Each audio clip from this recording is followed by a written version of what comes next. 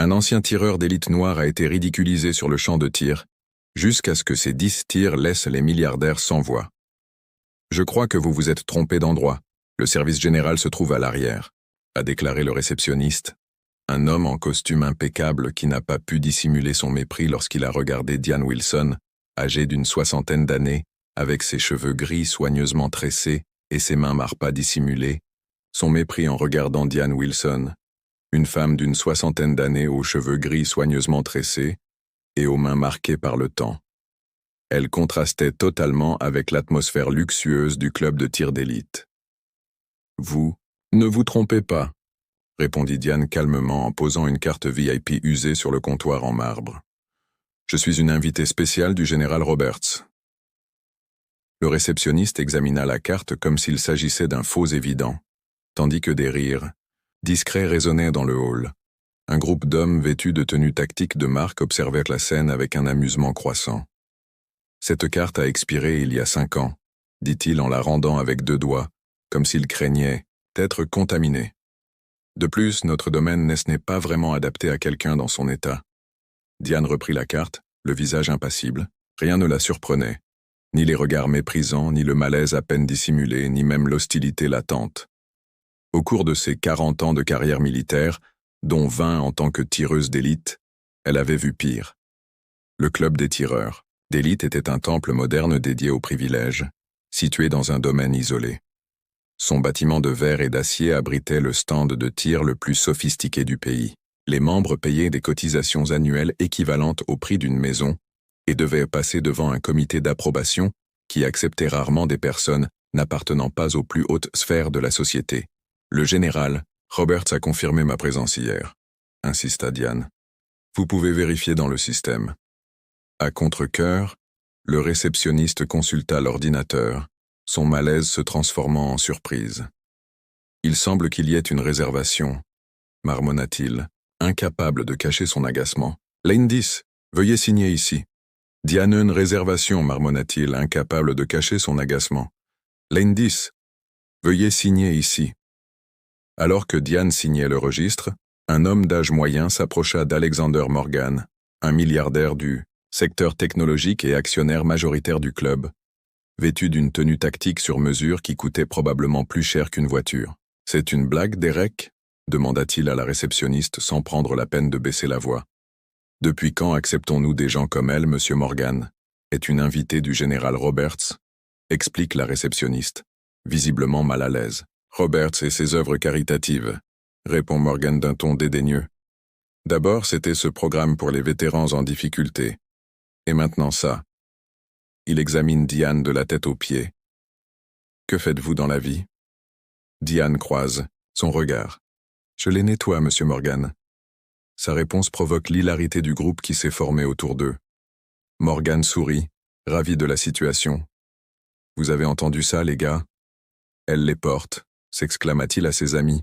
« Eh, bien, puisque Roberts insiste sur l'intégration sociale, pourquoi ne pas rendre les choses intéressantes ?» Il se tourna vers Diane. « Connaissez-vous le défi Alexandre Dumas ?» Diane acquiesça. Le défi, qui tire son nom de l'écrivain français noir, était redouté même par les tireurs les plus expérimentés. 10 tirs parfaits d'affilée, chacun dans la même position que le précédent, formant pratiquement un seul trou dans la cible à 500 mètres. Personne n'avait jamais réussi ce défi, poursuivit Morgan. Pas même moi. Si tu y arrives, je paierai ses frais de scolarité pour une année entière. Si tu échoues, elle sourit malicieusement. Retourne nettoyer les toilettes. Le public rit à nouveau. Des téléphones portables apparurent pour immortaliser ce moment. « Tu paries gros », répondit Diane d'un ton rassurant. « Oh, ne t'inquiète pas, il n'y a aucun risque », répliqua Morgan en provoquant encore plus de rire. « Derek, donnez une arme à notre invitée, quelque chose de simple qu'elle puisse manier. » Alors qu'il se dirigeait vers la salle intérieure, les commentaires et les regards méprisants continuaient dans le grand hall principal. Des tireurs d'élite s'entraînaient sur des stands luxueusement équipés. La nouvelle du pari se répandit rapidement, attirant des curieux.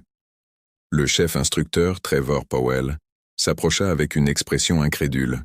« Monsieur Morgan, êtes-vous sûr que ce n'est pas une perte de temps et de munitions ?» Ce n'est qu'un divertissement, Trevor, et une leçon d'humilité dont notre invité a besoin, répondit Morgan Powell en tendant à Diane un fusil d'assaut basique. C'est pour le spectacle, Trevor, et pour donner une leçon d'humilité à notre invité, répondit Morgan. Powell tendit à Diane un fusil basique, visiblement inadapté. Les règles sont simples. 10 tirs au même point à 500 mètres. Des questions? Diane examina l'arme avec attention. Puis-je faire quelques réglages? Bien sûr, si vous savez comment faire, ricana Powell en croisant les bras avec des gestes précis et familiers. Diane commença à régler le fusil. Ses mains, que beaucoup dans le club considéraient comme trop vieilles, bougeaient avec l'assurance de quelqu'un qui connaît chaque détail de cet instrument. Une jeune tireuse, Sophia Shun, championne nationale au lycée, observait avec un intérêt sincère. « Pourquoi la traite-t-il ainsi ?» demanda-t-elle à l'instructeur à côté d'elle. « Parce que les gens comme elle n'ont pas leur place ici, » répondit-il sèchement. Ce que personne dans ce club d'élite ne savait, c'est que les mains qui réglaient maintenant ce simple fusil avaient sauvé des dizaines de vies lors d'opérations qui n'apparaîtraient jamais dans les registres officiels, que ses yeux calmes avaient traversé des tempêtes de sable et des nuits sans lune, qu'elle, une femme de 60 ans, était jugée uniquement sur la couleur de sa peau, ses cheveux gris ou les cicatrices de mission qui avaient changé à jamais le cours de guerres entières. Si cette histoire de préjugés et de rédemption vous a touché, n'hésitez pas à vous abonner pour découvrir comment une personne sous-estimée peut transformer l'humiliation en une leçon que personne n'oubliera. Jamais. Il était impossible de ne pas remarquer la précision chirurgicale avec laquelle les mains de Diane se déplaçaient sur le fusil, comme si le métal et le bois étaient des extensions de son propre corps. Morgan et ses amis observaient avec un mépris croissant, interprétant sa concentration sereine comme la nervosité de quelqu'un qui n'était pas à sa place. Peut-être qu'on devrait lui donner une cible plus grande, suggéra quelqu'un dans le public, provoquant de nouveaux rires, ou réduire la distance à 10 mètres. Parmi les spectateurs, un homme se distinguait par son silence, contrairement aux autres. Le major James Foster ne souriait pas. Ses yeux suivaient chaque mouvement méticuleux de Diane, avec un respect qui contrastait avec la dérision générale. À 65 ans, l'instructeur à la retraite reconnaissait dans ses mains la discipline que seules des décennies d'entraînement militaire pouvaient produire. « Adam, vous avez 1 heure pour vous préparer », annonça Powell en consultant ostensiblement sa montre, à moins que vous ne vous sentiez déjà prête. Le sarcasme dans ce dernier mot était évident. Personne ici ne croyait que cette femme noire de 60 ans pouvait même comprendre le défi d'Alexandre Dumas, et encore moins le relever. 20 minutes suffiront, répondit Diane calmement en testant le poids du fusil dans ses bras. Morgan sourit avec dédain, confiant pour quelqu'un qui n'avait probablement jamais vu une arme de ce calibre. J'en ai vu quelques-unes, répondit Diane d'une voix basse mais ferme. Rien de spécial. Ces mots provoquèrent un silence momentané, rapidement remplacé par des rires encore plus forts. L'audace de cette femme qui osait défier non seulement le statut de Morgan, mais aussi ses connaissances techniques en matière d'armes était impardonnable. 20 minutes alors, accepta Powell. Après ça, soit vous réussissez 10 tirs, parfait, soit vous revenez nettoyer nos toilettes, marchez. Elle s'éloigna pour préparer le terrain. Diane remarqua que le major Foster la suivait discrètement. Lorsqu'ils furent suffisamment éloignés du groupe principal, il s'approcha d'elle. « Désolé pour leur comportement », dit-il en se présentant. « James Foster, je suis instructeur ici depuis 15 ans. »« Diane Wilson », répondit-elle simplement. « J'ai vu comment vous maniez ce fusil, » poursuivit Foster en baissant la voix. « Ce n'est pas courant dans l'armée. » Diane hésita, un instant, mais quelque chose dans le regard de cet homme, peut-être la même fatigue qu'elle ressentait lorsqu'elle avait affaire à des gens comme Morgan, la poussa à lui faire confiance. 23e bataillon, confirma-t-il. Tireur d'élite depuis 20 ans, 37 missions officielles. Foster acquiesça lentement, les yeux écarquillés de reconnaissance. Le fantôme de Fallujah, murmura-t-il en utilisant le nom de code qui circulait parmi les vétérans. Je pensais que c'était une légende, répondit Diane en ajustant la lunette du fusil. Je préfère ça. Ils n'ont aucune idée de qui vous êtes, dit Foster. un léger sourire apparaissant sur son visage ridé. C'est mieux ainsi. Foster regarda autour de lui pour s'assurer que personne ne les observait. Le fusil qu'on vous a donné était délibérément déréglé. Le viseur est décalé d'au moins 2 degrés et la détente a un temps de réponse retardé. D'accord, répondit Diane en continuant ses réglages. Rien qui ne puisse corriger. Je peux t'aider, proposa Foster en sortant un petit outil multifonction de sa poche. J'ai accès à l'entrepôt, je peux te procurer une lunette correcte pour remplacer cette pièce endommagée. Diane réfléchit un instant à la proposition. Non, décida-t-elle finalement. J'utiliserai exactement ce qu'on m'a donné. Foster la regarda avec curiosité. Tu es sûr? Ce défi est pratiquement impossible, même avec un équipement parfait. Avec ce fusil, c'est encore mieux, répondit Diane avec une lueur de détermination dans les yeux. Je veux que tu vois ce que je peux faire avec elle. Dans le hall principal, l'ambiance était à la fête.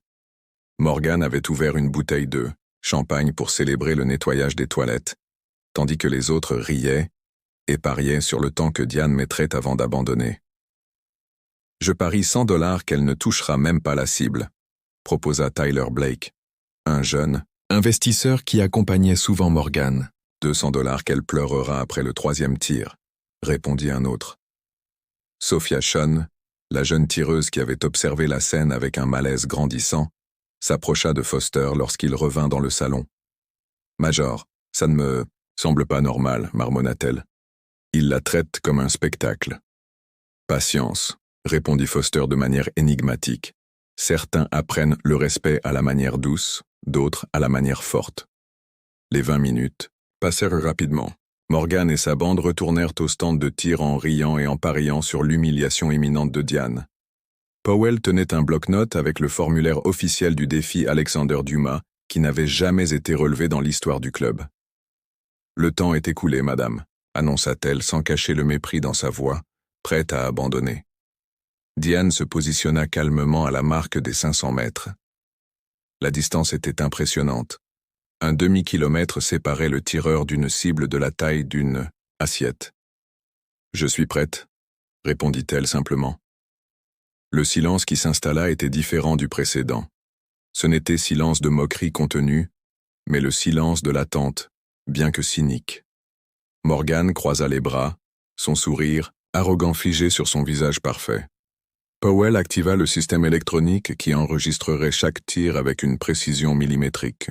Ce que personne à l'Elite Marksman Club ne pouvait imaginer, c'était que derrière ses yeux calmes et ses mains apparemment fragiles, se cachait une femme qui avait passé des décennies dans l'ombre des conflits mondiaux les plus intenses, une sniper qui, au cours de sa longue carrière, avait établi des records qui restaient classés dans les archives militaires auxquelles Morgan et ses amis n'auraient jamais accès. Alors qu'elle ajustait sa position pour la dernière fois, Diane ne pensait pas à prouver sa valeur à ces gens. Elle pensait à sa petite fille de 12 ans, Zoé, qui rêvait de devenir tireuse olympique, mais à qui on répétait sans cesse que les gens comme elle n'avaient pas leur place dans ce sport. C'est en pensant à Zoé que Diane Wilson, connue dans les milieux militaires comme le fantôme de Fallujah, prit une profonde inspiration et posa le doigt sur la gâchette du fusil mal réglé qu'on lui avait remis pour s'assurer de son échec. Le silence était absolu tandis que Diane ajustait sa position. Le major Foster observait, les bras croisés, un léger sourire aux lèvres. Sophia Sean avait interrompu son propre entraînement, intriguée par le calme surnaturel de la femme, plus âgée au comptoir VIP. Morgan et ses amis trinquaient déjà à l'humiliation imminente. « Premier essai », annonça Powell d'un ton condescendant qui résonna dans tout le champ. « Quand vous êtes prête, madame ?» Diane ne répondit pas. Ses yeux, concentrés à travers le viseur mal aligné, voyaient au-delà de la cible. Ils voyaient des déserts lointains, des nuits sans lune, des moments où sa précision avait fait la différence entre la vie et la mort pour des dizaines de soldats. Ses doigts, que tant de gens jugeaient trop vieux, connaissaient le poids exact nécessaire pour compenser le retard de la gâchette sabotée. Elle prit une inspiration, la retint, puis tira. Le bruit du coup de feu résonna dans le champ de tir. Sur l'écran numérique, le résultat apparut instantanément. 10,0, en plein dans le mille. La chance. Du débutant, commenta Tyler Blake en roulant des yeux. Diane rechargea son arme, ajusta à nouveau sa position, compensant de quelques millimètres le désalignement du réticule. Elle prit une inspiration, retint son souffle et tira. 10,0, exactement au premier coup. Un murmure parcourut le groupe. Morgan se redressa sur sa chaise, oubliant soudainement le champagne. Troisième tir, 10,0. Quatrième tir, 10,0. Cinquième tir, 10,0. Chaque balle suivait exactement la même trajectoire, créant un seul trou au centre de la cible. Powell consulta le moniteur numérique à plusieurs reprises, comme s'il espérait trouver une erreur. « C'est impossible », marmonna-t-il, son arrogance vacillant pour la première fois. Personne ne peut tirer 5 coups identiques avec un fusil standard. Sixième coup, 10,0. « Que se passe-t-il » demanda Morgan en s'approchant de l'écran. « Vérifiez le système, il doit y avoir une erreur. »« Il n'y a aucune erreur, monsieur Morgan, » répondit le technicien après une vérification rapide. « Les capteurs fonctionnent parfaitement. Elles touchent exactement le même endroit. » Septième tir, 10,0.0. L'expression de Morgan changea, le mépris fit place à l'incrédulité, puis à une panique grandissante. Le défi Alexandre Dumas n'avait jamais été relevé en 8 ans d'existence du club. Elle-même, avec tout son équipement de pointe, n'avait jamais réussi à tirer 6 coups consécutifs. « Qui est cette femme » demanda Foster qui observait, calmement. « Mauvaise question, monsieur Morgan » répondit calmement le major. « La bonne question serait, pourquoi avez-vous supposé qu'elle ne pouvait pas être qui elle est » Huitième tir, 10,0. Toute la salle s'était arrêtée, les autres tireurs avaient abandonné leur entraînement, le personnel s'approchait discrètement, même le directeur général du club, un ancien colonel qui se montrait rarement sur le terrain, était sorti de son bureau. « Est-ce que je vois bien » demanda-t-il en regardant l'écran. 8 tirs identiques. 9, corrigea quelqu'un alors que Diane touchait à nouveau la cible. Morgan était livide. Son pari, destiné à humilier Diane, s'était transformé en cauchemar public. Smartphone à la main, Tyler Blake filmait tout et diffusait en direct sur les réseaux sociaux du club. La vidéo, initialement destinée à ridiculiser la femme de ménage, documentait désormais un moment historique. Pour le 10e et dernier tir, Diane fit quelque chose d'inattendu. Elle se tourna légèrement et regarda Morgan droit dans les yeux. Son regard calme croisant le sien pour la première fois depuis le début du défi. Le silence était si épais que l'on pouvait entendre sa respiration contrôlée était audible. Sans détourner le regard, elle a levé son fusil, s'est retournée vers la cible et a tiré, le tout dans un mouvement fluide qui semblait impossible pour quelqu'un de son âge. 10.0 Alexander Dumas challenge terminé. Le tableau d'affichage électronique s'est allumé en rouge vif. Record établi. 100 sur 100. Le défi Dumas était relevé. Pendant 3 longues secondes, personne n'a bougé. Puis le major Foster a commencé à applaudir, suivi par Sophia Chun. Peu à peu, les applaudissements se sont propagés, gagnant en intensité jusqu'à devenir une ovation debout. Les tireurs professionnels et même certains amis de Morgan se sont joints à la fête. « Ce n'est pas possible », a murmuré Morgan en s'approchant de la ligne de tir. « Tu as triché, tu as forcément triché. » Monsieur Morgan Powell intervint, mal à l'aise. « Les capteurs l'ont confirmé. Chaque tir est enregistré. Je veux un contrôle antidopage. Je veux une vérification du matériel. » Morgan était désormais hors de lui, le visage rouge de rage. « C'est une farce, elle ne peut pas faire ça, » interrompit M. Morgan. La directrice générale s'approcha avec une expression sévère. « Elle ne peut pas être meilleure que vous.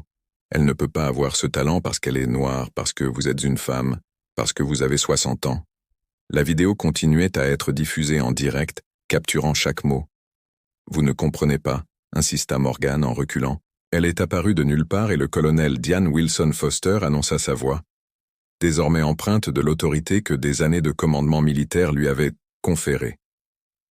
Pas sortie de nulle part, elle a servi ce pays pendant 40 ans, dont 20 en tant que meilleur tireur d'élite que nos forces spéciales aient jamais eu. Le silence revint, plus lourd qu'auparavant. Le fantôme de Fallujah murmura. Je croyais qu'il était une légende. Diane baissa enfin son fusil, le visage calme. Je ne suis pas une légende. Je suis juste quelqu'un qui a travaillé. Dur, dit-il simplement, comme tout tireur sérieux. 22 décorations, continua Foster. 17 records militaires, dont la plupart sont encore classés secrets, et vous la faisiez nettoyer les toilettes. Le mépris dans sa voix était évident.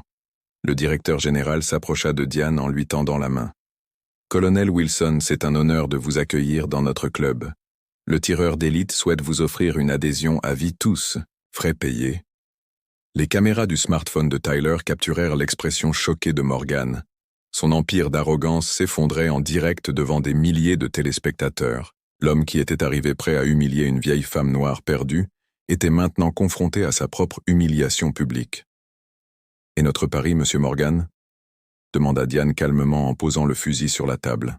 « Je crois que vous me devez une rente. » Morgan déglutit, conscient des caméras et des escaliers, bien sûr. Elle répondit d'un ton sec. « Un marché est un marché. » En fait, Diane continua. « J'aimerais modifier les termes. Au lieu de payer pour mon adhésion, je préférerais que vous financiez des bourses pour de jeunes tireurs issus de communautés défavorisées, à commencer par ma petite fille Zoé. Ce que personne dans ce club exclusif n'aurait pu prévoir, c'est que ces 10 tirs parfaits ne seraient que le début. Alors que la vidéo se propageait de manière virale et que les commentateurs sportifs discutaient de cet exploit extraordinaire, quelque chose de beaucoup plus grand était en train de se préparer. Une transformation qui avait commencé par une humiliation et qui finirait par redessiner les fondements de tout un sport. La vidéo documentant les 10 tirs parfaits de Diane Wilson est devenue virale en moins de 24 heures. Ce qui avait commencé comme une tentative d'humiliation est devenu le catalyseur d'une révolution silencieuse dans le monde du tir sportif. 6 mois plus tard, l'Elite Marksman Club était méconnaissable, tant dans ses installations que dans sa philosophie. Le Colonel Wilson New Talent Program a reçu 2 nouveaux sponsors, a annoncé aujourd'hui le Major Foster lors de la cérémonie mensuelle. Cela nous amène à 50 bourses d'études complètes pour des jeunes issus de communautés marginalisées. Diane, assise tranquillement au dernier rang, regardait avec satisfaction sa petite fille Zoé, désormais membre régulier du club, venait de remporter son premier championnat régional junior. Sur le podium, des jeunes issus de différents milieux sociaux et ethniques représentaient une nouvelle génération de tireurs qui n'auraient jamais mis les pieds dans cet endroit 6 mois plus tôt. Alexander Morgan avait tenu sa promesse, mais pas par choix. La vidéo virale avait révélé non seulement les préjugés au sein du club, mais aussi des pratiques douteuses dans ces entreprises. Des enquêtes ultérieures ont révélé une discrimination systématique dans le recrutement et les promotions. Les actions de sa société ont chuté en bourse et 3 de ses plus gros clients ont résilié leur contrat. Morgan apparaissait désormais rarement au club. Lorsqu'il s'y rendait, il occupait un coin discret, sans l'entourage de flagorneurs, qui l'ont chuté, et 3 de ses plus gros clients ont résilié leur contrat. Morgan se montrait désormais rarement au club et, lorsqu'il s'y rendait, il occupait un coin discret, sans l'entourage de flagorneurs qui l'entouraient autrefois. Son empire d'arrogance s'était effondré en temps réel devant des millions de spectateurs en ligne. Il ne s'agissait pas de l'humilier, expliqua Diane à un journaliste qui l'interviewait pour un magazine sportif. Il s'agissait d'ouvrir des portes qui étaient injustement fermées à des personnes comme ma petite fille. Le programme de bourse, initialement financé à contre-cœur par Morgan dans le cadre de l'accord, bénéficiait désormais du soutien de plusieurs entreprises et personnalités du monde du sport. Le stand de tir, autrefois enclave exclusive réservée aux privilégiés et à l'ostentation, était devenu un centre d'excellence authentique. Trevor Powell, le chef instructeur, qui avait raillé Diane, coordonnait désormais un programme de formation pour les anciens combattants souffrant de traumatismes de guerre. Le colonel Wilson m'a appris que l'habileté n'a ni âge, ni couleur, ni sexe, a-t-il admis lors d'une séance d'entraînement. C'est la leçon la plus importante de ma carrière. Sophia Shun, la jeune tireuse d'élite qui avait tout observé avec malaise, s'entraînait désormais sous la direction directe de Diane. Elle m'a appris que la véritable précision commence bien avant de toucher l'arme, a commenté la jeune femme devenue porte-parole du nouveau programme en faveur de la diversité, à la surprise générale. Alexander Morgan, le fils d'Alexander Morgan, qui avait été témoin de l'humiliation publique de son père, est devenu l'un des plus fervents défenseurs du changement. J'ai grandi en croyant que le talent était le fruit du privilège, a-t-il avoué dans une interview. Le colonel Wilson m'a prouvé que j'avais tort. Le vieux fusil militaire que Diane avait utilisé lors de cette journée historique occupait désormais une place de choix dans une vitrine spéciale à l'entrée du club. En dessous, une simple plaque racontait son histoire, non seulement celle de l'arme, mais aussi celle de la femme qui l'avait maniée pendant des décennies au service de son pays, souvent négligée et sous-estimée en raison de sa couleur de peau et de son sexe. La véritable autorité ne vient pas de l'argent que tu as ou des gens que tu connais, disait Diane dans ses conférences de plus en plus prisées. Elle vient de l'excellence tranquille cultivée jour après jour, quand personne ne regarde. Le lieutenant général Roberts, qui avait secrètement organisé la visite historique de Diane au club, souriait en voyant les transformations. Parfois, le changement ne se produit que lorsque le système est confronté à une vérité indéniable, réfléchissait-il. Et il n'y a pas de vérité plus indéniable que 10 tirs parfaits. L'histoire de Diane Wilson a transcendé le monde, du tir sportif dans les universités, les entreprises et les institutions militaires. Elle est devenue un symbole de la lutte contre les préjugés cachés et la discrimination institutionnalisée. Son nom était invoqué lorsque des personnes étaient sous-estimées en raison de leur apparence, de leur âge ou de leur origine. À l'âge de 60 ans, alors que beaucoup envisageaient de prendre leur retraite, Diane a entamé une nouvelle carrière de conférencière et de mentor. Son message était simple. La meilleure réponse à la discrimination n'est pas la confrontation, bruyante mais l'excellence discrète. Et qu'en est-il d'Alexander Morgan? Il a perdu bien plus qu'un pari ce jour-là. Il a perdu l'illusion de supériorité qui soutenu son identité pendant des décennies. Lors de ses rares apparitions publiques, il semblait plus petit, comme si les 10 tirs parfaits de Diane avaient transpercé non seulement la cible, mais aussi l'armure de privilèges qui l'avait protégé toute sa vie. La dernière fois qu'on l'a vu au club, il observait en silence le cours que Diane donnait à de jeunes tireurs issus de différents milieux. Ses yeux, autrefois froids et condescendants, semblaient désormais chercher une compréhension venue trop tard dans un monde où tant de personnes sont sous-estimées en raison de leur apparence, leur âge ou leur origine. L'excellence est la réponse la plus puissante que nous puissions donner. Diane enseigne à ses élèves qu'il ne s'agit pas de vengeance mais de transformation.